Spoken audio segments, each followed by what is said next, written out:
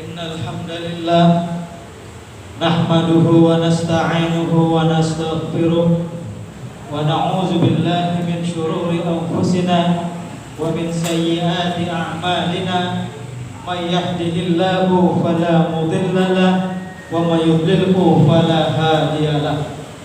Ashhadu an la ilaha illallah wahdahu la syarika lahu wa ashhadu anna Muhammadan abduhu wa rasuluh alladzi la nabiyya ba'dah.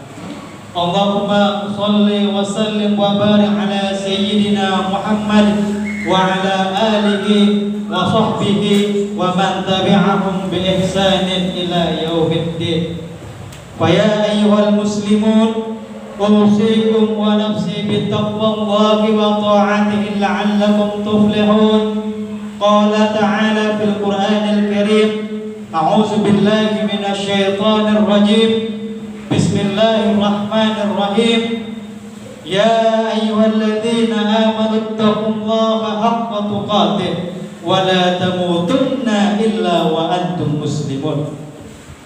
Wa qala fi ayatin ukhra, a'udzu billahi minasy syaithanir rajim. Bismillahirrahmanirrahim.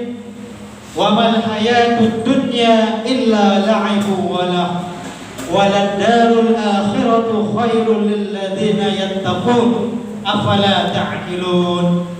Shadaqallahul azim wa ballagha rasuluhun nabiyyul karim wa nahnu ala dzalika minasy syahidin wasyakirin walhamdulillahi rabbil alamin.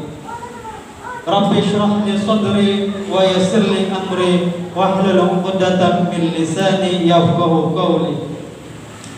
Ma'asyiral muslimin, jamaah Jumat yang dirahmati Allah, yang pertama-tama marilah kita panjatkan puja dan puji syukur kita kehadiran Allah Subhanahu wa taala, karena tiada kata yang layak keluar dari mulut kita, dari lisan kita, kecuali banyak-banyak syukur kepada Allah Subhanahu wa ta'ala. Allah yang telah menciptakan kita, Allah yang telah menciptakan langit dan bumi beserta semua isinya, Allah yang telah memberikan begitu banyak nikmat dan karunia kepada kita, sampai-sampai ketika seorang manusia ingin menghitungnya, maka niscaya ia tidak akan bisa melakukannya. Selama kita masih diberikan kesempatan, diberikan kesehatan, kaki yang bisa melangkah, tangan yang bisa menggenggam, mulut yang bisa berkata, mata yang bisa melihat, telinga yang bisa mendengar, maka itu semua adalah nikmat dan karunia yang diberikan kepada Allah Subhanahu wa taala yang tak terkira harganya. Tetapi mengapa banyak manusia yang mengukur bahwasannya yang namanya nikmat dan karunia itu harus berbentuk harta, benda, tahta, dan yang lain sebagainya.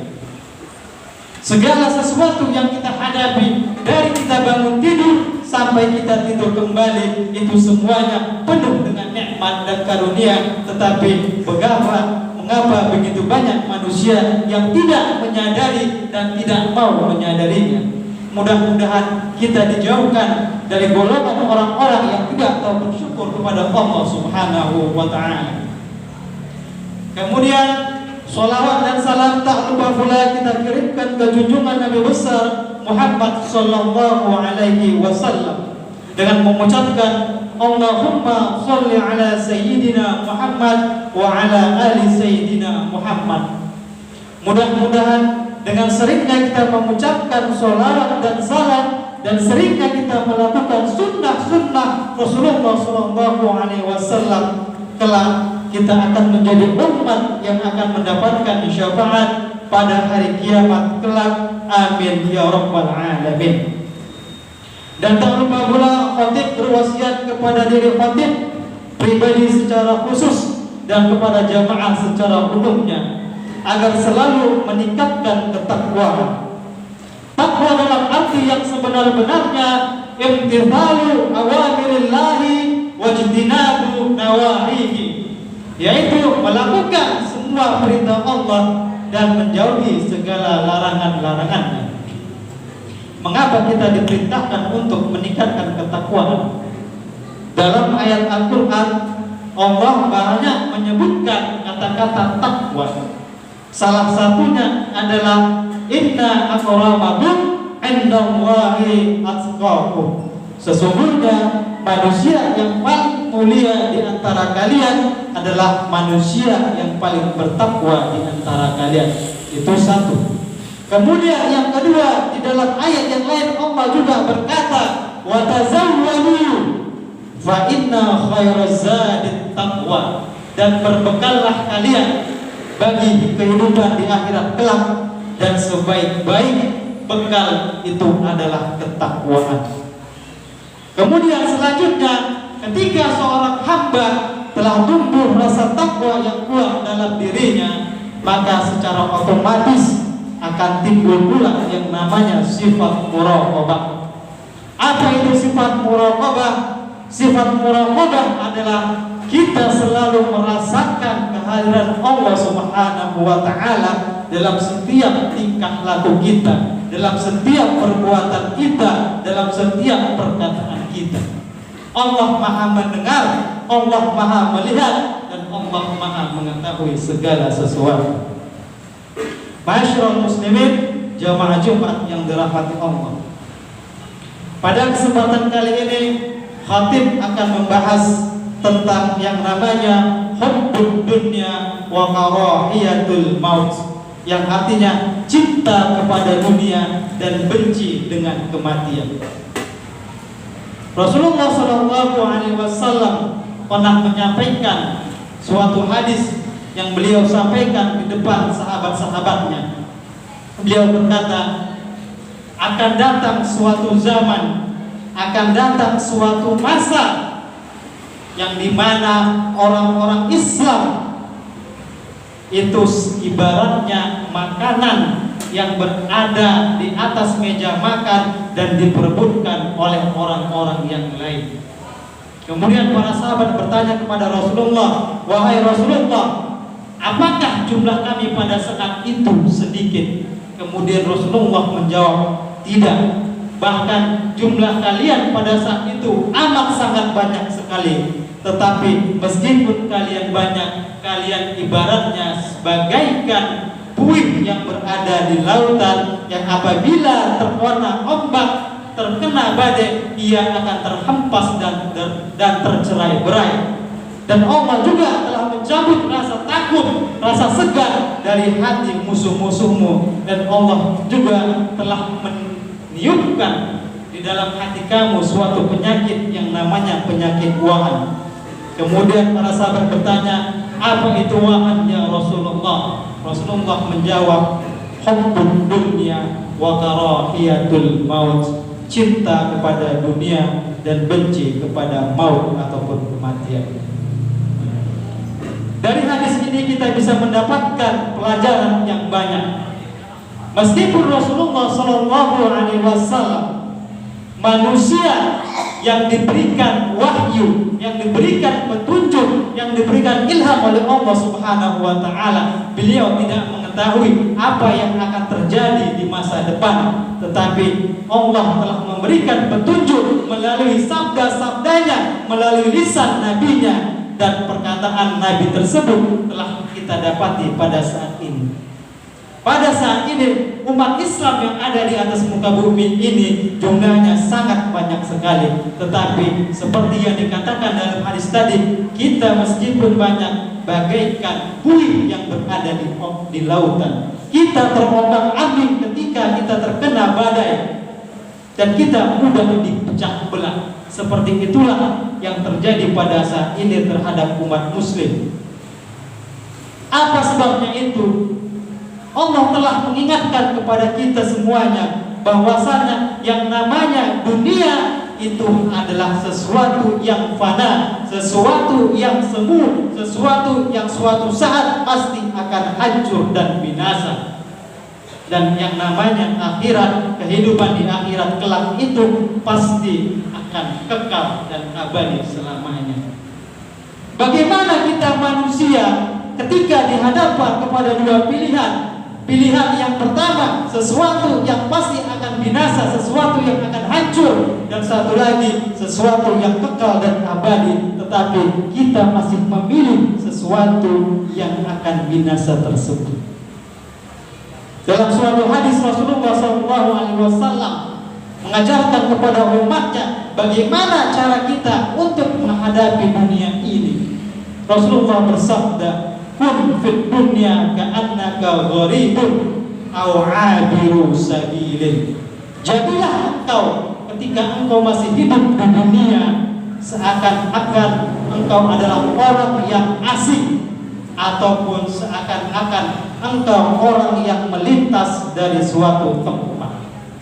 Apa maksudnya? Maksudnya kita harus mengadakan, kita harus menjadikan dunia itu asing bagi kita. Apa yang dimaksud dengan asing? Ketika kita pergi ke suatu tempat, kita pergi ke suatu daerah yang tidak ada orang yang kita kenal di situ, tidak ada tempat yang kita kenal dan kita tahu, maka kita pasti akan merasakan ketidaknyamanan. Kita tidak tenang. Begitu juga dengan dunia. Mari kita jadikan dunia seperti itu. Kita merasa asing terhadap dunia ini. Ataupun selayaknya orang yang pergi ke suatu tempat yang sudah memiliki tujuan yang pasti, dan dia singgah ke suatu tempat sebelum mencapai tujuannya tersebut. Pada saat ini diibaratkan kita sedang berada di tempat persinggahan. Apa itu? Yaitu dunia beserta isinya. Mengapa kita katakan tempat persinggahan? Karena suatu saat kita pasti akan meninggalkan yang namanya dunia ini. Kullu nafsin za'iqatul maut. Setiap yang bernyawa pasti akan merasakan yang namanya kematian. Ma'asyiral muslimin, jamaah Jumat yang dirahmati Allah. Begitu pula di dalam ayat-ayat Al-Quran, Allah telah menjelaskan yang namanya kehidupan di dunia itu hanyalah sekadar permainan, hanyalah sekadar canda tawa, sekadar gurauan, sekadar berbangga-bangga dalam kenikmatan, berbangga-bangga dan berbanyak-banyak dalam harta dan keturunan. Tetapi mengapa masih banyak juga manusia yang terlena, yang tertipu dengan itu semuanya? Innamal hayatud dunya illa mata'ul ghurur. Sesungguhnya kehidupan dunia itu adalah kenikmatan, tapi kenikmatan yang menipu. Wa mal hayatud dunya illa la'ibun wa lahu. Dan tidaklah kehidupan dunia itu hanyalah permainan dan senda gurau. Walad darul akhiratu khairul lil ladzina yattaqun. Dan sesungguhnya kehidupan akhirat yang kekal dan abadi itu lebih baik bagi orang-orang yang bertakwa. Afala ta'qilun? Mengapa kalian tidak berpikir seperti itu? Ma'asyiral muslimin, jamaah Jumat yang dirahmati Allah. Seorang manusia ketika dia mendapatkan cobaan, mendapatkan musibah, baik itu berupa harta, tahta, wanita dan lain sebagainya, itu adalah salah satu bentuk cobaan yang diberikan kepada Allah Subhanahu wa ta'ala. Kita jangan mengira bahwasanya yang namanya harta, tahta dan yang lain sebagainya itu adalah nikmat. Memang di satu sisi itu adalah nikmat dan karunia, tetapi itu semua juga suatu saat akan dimintai tanggung jawab.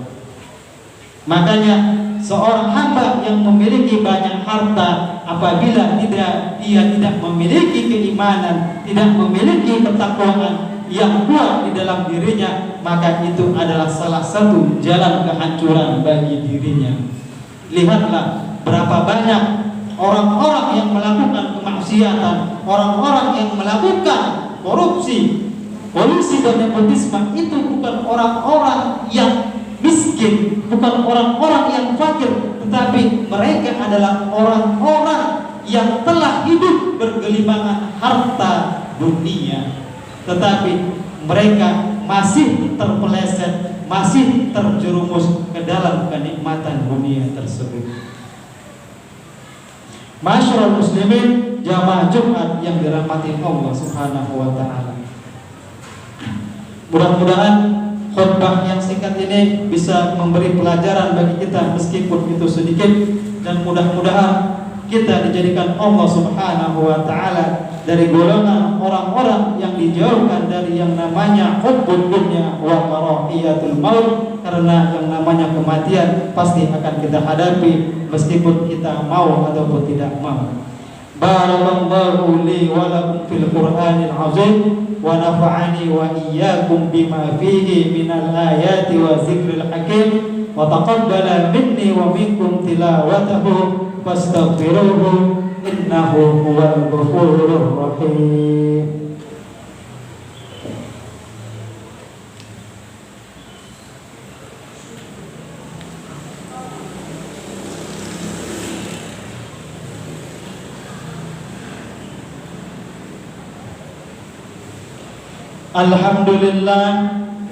Alhamdulillahilladzi hadana lihada wa ma kunna linahtadiya laula an hadana Allah. Ashhadu an la ilaha illallah wahdahu la syarika lah wa ashhadu anna Muhammadan 'abduhu wa rasuluh la nabiyya ba'dah. Fa ya ayyuhal muslimun usikum wa nafsi bittaqwallahi wa ta'atihi la'allakum turhamun. Qala ta'ala a'udzu billahi minasyaitonir rajim. Bismillahirrahmanirrahim. Ya ayyuhalladzina amanu taqullaha haqqa tuqatih wa la tamutunna illa wa antum muslimun. Wa'lamu annallaha amarakum bi amrin bada'a fihi bi nafsihi wa thanna bi malaikatihi al-musabbihati bi qudsihi fa qala ta'ala innallaha wa malaikatahu yusholluna 'alan nabi ya ayyuhalladzina amanu shallu 'alaihi wa sallimu taslima. Allahumma shalli ala sayyidina Muhammad wa ala ali sayyidina Muhammad kama shallaita ala sayyidina Ibrahim wa ala ali sayyidina Ibrahim wa barik ala sayyidina Muhammad wa ala ali sayyidina Muhammad kama barakta ala sayyidina Ibrahim wa ala ali sayyidina Ibrahim fil alamin innaka Hamidum Majid. Wa radhiyallahu an arba'atil khulafa'ir rasyidin sayyidina Abi Bakr wa Umar wa Uthman wa Ali wa an baqiyatis sahabati ajma'in wat tabi'in wa tabi'it tabi'in wa 'alaina ma'ahum bi rahmatika ya arhamar rahimin. Allahumma ighfir lil muslimina wal muslimat wal mu'minina wal mu'minat al ahya'i minhum wal amwat innaka sami'un qaribun mujibud da'awat wa ya qadiyal hajat. Allahumma arinal haqqa haqqan warzuqna ittiba'ah wa arinal batila batilan warzuqna ijtinabah. Rabbana atina fid dunya hasanah wa fil akhirati hasanah wa qina azaban nar. Ibadallah, innallaha ya'muru bil 'adli wal ihsan wa ita'i dzil qurba wa yanha 'anil fahsya'i wal munkari wal baghi ya'idzukum la'allakum tadhakkarun.